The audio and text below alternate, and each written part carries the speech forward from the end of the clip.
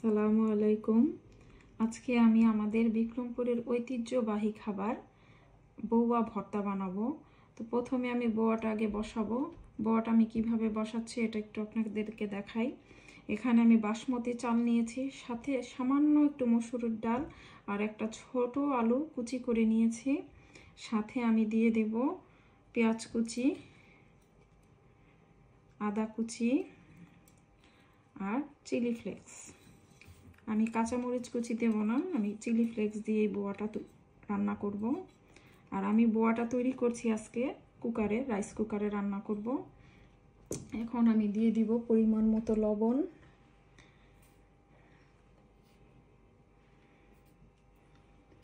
তারপর দিয়ে দিব পরিমাণ মতো তেল,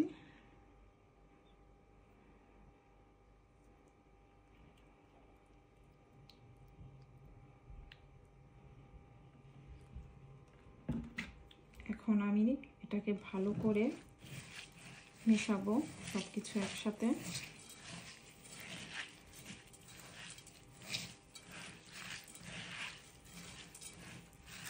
এখন আমি দিয়ে দিব পরিমাণ মতো পানি। এই সবটুকু পানি আমি এখানে দিয়ে দিব।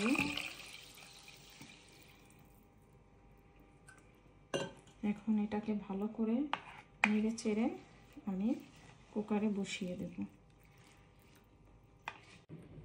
এখন এই তো আমি বসিয়ে দিলাম কুকারে, কুকারটা অন করে দিলাম। আমি ভর্তাগুলো রেডি করে ফেলবো।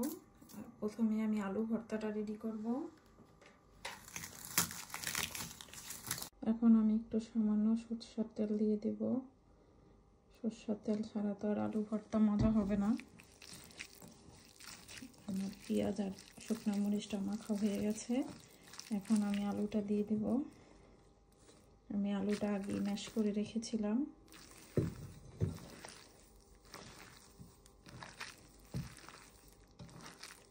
এই তো আমার আলু ভর্তাটা রেডি হয়ে গেছে। বাস, এই তো লবণও চেক করেছি, লবণও ঠিক আছে। আমি এখন চিংড়ি ভর্তা বানাবো। আমি প্রথমে চিংড়িটাকে রেডি করে নিয়েছি। চিংড়িটাকে আমি আঁশ ছাড়িয়ে একটু হলুদ লবণ দিয়ে হালকা একটু তেলে ভেজে নিয়েছি। এখন এটাকে আমি এই হ্যান্ড ব্লেন্ডার দিয়ে একটু ভাঙা ভাঙা করে ব্লেন্ড করে নিব। সম্পূর্ণ ম্যাশ করব না, একটু ভাঙা ভাঙা থাকবে, তাহলে খেতে ভালো লাগবে।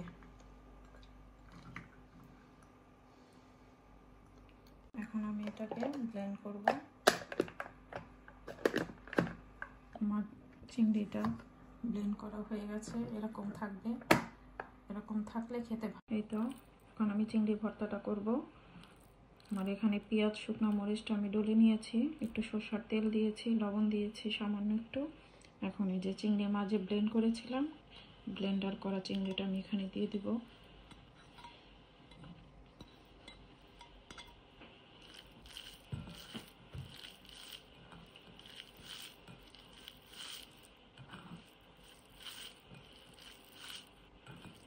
এই তো আমার চিংড়ি ভর্তার ফাইনাল লুক। আপনারা ওইভাবে বানিয়ে খেয়ে দেখবেন কেমন হয়েছে। এখন আমি তৈরি করব বেগুন ভর্তা। বেগুন ভর্তাটা আমি হলুদ মরিচ দিয়ে সাথে একটা টমেটো দিয়ে একটু তেলে ভেজে নিয়েছি, সাথে একটা ছোট রসুনও দিয়েছি। সব কিছু একসাথে আমি তেলে ভেজে এখন আমি ভর্তাটা হাতে তৈরি করব। এখানে আমি পেঁয়াজ শুকনো মরিচটা ডলে নিয়েছি, সাথে একটু সরষের তেলও দিয়েছি। এখন আমি এটা মাখাবো। এই তো আমার বেগুন ভর্তাটা তৈরি হয়ে গেছে। এখন আমি ডিম ভর্তাটা করব। মরিচটা আমি আগেই মেখে রেখেছি, মরিচ আর পেঁয়াজটা। এখন ডিম ভর্তাটা করে ফেলবো।